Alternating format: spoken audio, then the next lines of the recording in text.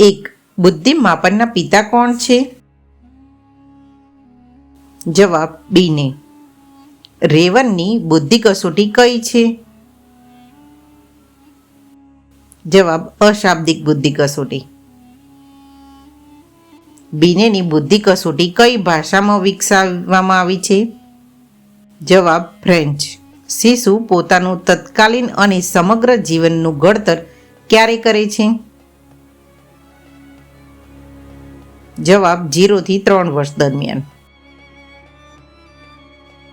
Montessori અનુસાર 5 વર્ષ સુધીનો કાળ કયો છે? જવાબ સંવેદનાનો કાળ. બાળકના વિચારો અહમ કેન્દ્રિત ક્યારે થાય છે? જવાબ પૂર્વ ક્રિયાત્મક અવસ્થામાં. ભાષાનો આરંભ બાળકમાં કઈ રીતે થાય છે? જવાબ હાવભાવ. પ્રથમ સ્પષ્ટ બોલવાની ક્ષમતા બાળક કયા ઉંમરે મેળવે છે? 1 થી 1.5 વર્ષમાં. લિંગ શબ્દનો અર્થ શું છે? સામાજિક અને સાંસ્કૃતિક ભૂમિકા. ફરજિયાત શિક્ષણ કાયદા પછી ગુજરાતના પ્રાથમિક અભ્યાસક્રમમાં શું ફેરફાર થયો? જવાબ સમાન શૈક્ષણિક અવસરોની વ્યવસ્થા. અભ્યાસક્રમમાં શીખવાની પ્રક્રિયા સાથે શું જોડાયેલું છે? જ્ઞાનનું જોડાણ. અસરકારક વર્ગખંડ વ્યવહારના 3 મુખ્ય ભાગ કયા છે? શિક્ષકનું પ્રત્યયન, વિદ્યાર્થીનું પ્રત્યયન, શાંતિની સ્થિતિ. પુરુષત્વ શું છે? જૈવિક અને સામાજિક લક્ષણોનો સમૂહ. શિક્ષણ કઈ બાબતોથી દૂર કરવા માટેનું સબળ માધ્યમ છે? જાતિ, ધર્મ અને લિંગ ભેદ. NCF 2005 મુજબ જ્ઞાનને ક્યાં જોડવું જોઈએ? શાળા બહારના અનુભવો સાથે. ગૃહ કાર્ય આપતી વખતે શિક્ષકે શું ધ્યાનમાં રાખવું જોઈએ? વિદ્યાર્થીઓની ક્ષમતા પ્રમાણે કાર્ય. બેન્જામિન બ્લૂમે કઈ રજૂઆત કરી હતી? મૂલ્યાંકન ત્રિકોણ.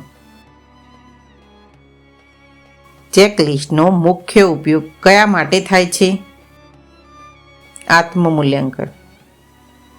મૂલ્યાંકનના અન્ય સાધનોમાં નીચેના પૈકી કયું નથી? સમયપત્રક. પ્રાસંગિક નોંધ કઈ માટે ઉપયોગી બને છે? વિદ્યાર્થીઓના વ્યક્તિત્વનું મૂલ્યાંકન કરવા. રાષ્ટ્રીય શિક્ષણ નીતિ 1986 એ કઈ બાબત પર ભાર મૂક્યો? સતત અને સર્વગ્રાહી મૂલ્યાંકન. સતત અને સર્વગ્રાહી મૂલ્યાંકન CCE કયા ધોરણ સુધી લાગુ છે? ધોરણ 1 થી 8. મોનિટર પદ્ધતિનો ઉદ્દેશ શું છે?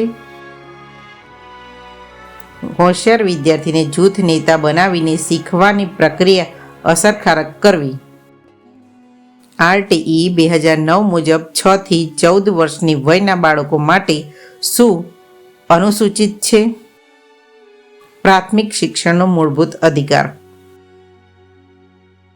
દિવ્યાંગ ધરાવતા બાળકોને શાળા પ્રવેશમાં કેટલા ટકા બેઠકો અનામત આપવામાં આવે છે? 3%. એક દિવ્યાંગ વિદ્યાર્થી માટે વર્ષે પુસ્તક અને સ્ટેશનરીની સહાય કેટલી છે? 400. ડિસ્લેક્સિયા એટલે શું છે?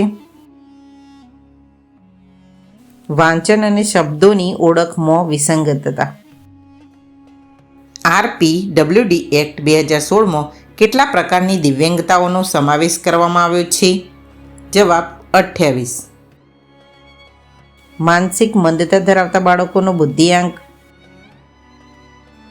25 થી 70. ગિલફર્ડ અનુસાર વિચારણા કેવી રીતે થાય છે? પ્રતીકો મારફતે ચાલતું પ્રતીકાત્મક વર્તન.